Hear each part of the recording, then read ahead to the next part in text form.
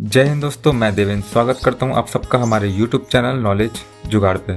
तो दोस्तों, जैसा कि हम पिछले वीडियो में सीख चुके हैं अकाउंटिंग क्या है, इसका ज़रूरत क्यों पड़ती है और अकाउंटिंग फील्ड में जॉब के बारे में। तो इसी को कंटिन्यू करते हुए आज हम बात करेंगे important words for accounting. Accounting में यूज़ होने वाले कुछ महत्वपूर्ण शब्द, ऐसे शब्द जो अकाउंटिंग सीखने के लिए बहुत ज़रूरी है। तो चलिए शुरू करते हैं। कैश, कैश मतलब नकदी। बैंक में हमारा अकाउंट खाता होता है। सेल मतलब बेचना। परचेस मतलब खरीदना। कैपिटल हमारी जमा पूंजी।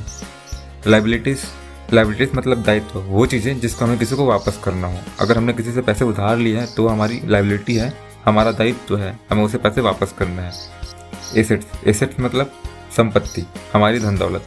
स्टॉक मतलब भंडार। इसे ऐसे समझ सकते हैं, हमारे कपड़े का शॉप है तो जब हमने दुकान चालू किया तो जितने कपड़े थे वो हमारा ओपनिंग स्टॉक होता है और साल के आखिर में जो माल बचा उसे क्लोजिंग स्टॉक बोलते हैं। डेप्टर्स मतलब देनदार जो हमें पैसे देगा। क्रेडिटर्स मतलब लेनदार जो हमसे पैसे लेगा। प्रॉफिट मतलब लाभ। इसमें दो होते हैं, ग्रॉस प्रॉफिट और नेट प्रॉफिट। इसको ऐसे समझ सकते हैं, सपोज हमने कोई कपड़ा खरीदा 200 रुपये में और उसको बेचा 300 रुपये में, तो 100 रुपये जो है हमारा वो ग्रॉस प्रॉफिट होता है, क्योंकि इसमें गाड़ी का खर्चा, इलेक्ट्रिसिटी बिल का खर्चा, किराया, ये सारी चीज़ें इंक्लूडेड है, तो ये हमारा ग्रॉस प्रॉफिट होता है।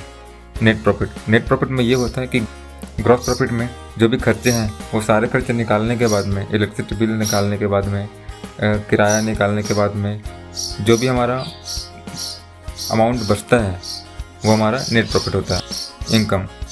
इनकम मतलब आय, हमारी आमदनी, हमारी कमाई। एक्सपेंस मतलब खर्चा। लोन मतलब ऋण, जो भी हम बैंक से लोन लेते हैं ना वो लोन। जीएसटी मतलब गुड्स एंड सर्विस टैक्स, मतलब जो भी सामान और सर्विस हम खरीदते हैं बेचते हैं उस पर हमें सरकार को जीएसटी पे करना होता है, यह एक प्रकार का एक टैक्स होता है। इनकम टैक्स ये होता है हमारी कमाई पर लगने वाला टैक्स, आयकर। बिल्स रिसीवेबल, ऐसे बिल्स जिसका पेमेंट रिसीव करना बाकी है। बिल्स पेएबल्स, ऐसे बिल्स जिसका पेमेंट करना बाकी है।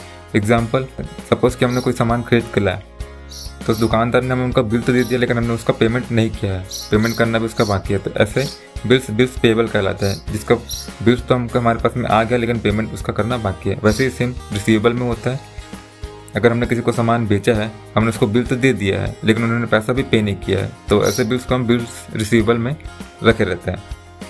सैलरी वेतन है। रेंट किराया। लेजर खाता बही होता है, इसमें पैसों के लेन देन का हिसाब होता है। अकाउंट मतलब खाता, बैंक अकाउंट सबका बैंक अकाउंट होता है। ट्रायल बैलेंस इसको हिंदी में बोलते हैं तलपट। टैली में ये ऑटोमेटिक जनरेट होता है। डेबिट क्रेडिट का एक लिस्ट होता है, ये अगर गलती से कोई गलत एंट्री कर दी है तो हम यहाँ पे पता लगा सकते हैं। डिस्काउंट का मतलब छूट लेना। कमीशन, माल बिकवाने के लिए जो पैसे देते हैं वो कमीशन होता है। फ्रेट मतलब भाड़ा, जो हम सामान मंगाने पे देते हैं गाड़ी वाले को। क्रेडिट मतलब पैसा आना। डेबिट मतलब पैसा जाना। पर्टिकुलर, किसी भी चीज़ का विवरण करना। गुड्स मतलब सामान। नरेशन व्याख्या, जो भी एंट्री आपने किया है उसके बारे में कुछ लिखना याददाश्त के लिए। FOC free of cost. Purchase return, खरीदा हुआ माल वापस करना, कोई चीज़ हमने ले ली है हमने उसको वापस कर दिया तो ये परचेस रिटर्न होगा। सेल रिटर्न, बेचे हुए माल का वापस आना, अगर हमने किसी को कुछ चीज़ बेची है, अगर वो उसे वापस कर देता है कि मुझे ये नहीं चाहिए तो ये सेल रिटर्न होता है। इन्वेंट्री, वस्तुओं की सूची, जो भी माल आपके पास रखा हुआ है उसकी लिस्ट इन्वेंट्री कहलाती है। पे पैड, किसी को कुछ देना। रिसीव प्राप्त करना। To from by. तो दोस्तों, ये इंपॉर्टेंट वर्ड्स हैं जो अकाउंटिंग में बार बार यूज़ होते रहेंगे। सो आई होप आप समझ ही गए होंगे अकाउंटिंग में यूज़ होने वाले ये इंपॉर्टेंट वर्ड्स। अगर वीडियो समझ में ना आई हो तो वीडियो रिपीट देखिएगा, चीज़ें क्लियर हो जाएंगी। तो वीडियो अच्छी लगी हो तो वीडियो को लाइक करिए, कमेंट करिए और चैनल को सब्सक्राइब करिए। मिलते हैं बहुत जल्द एक नई वीडियो के साथ। धन्यवाद।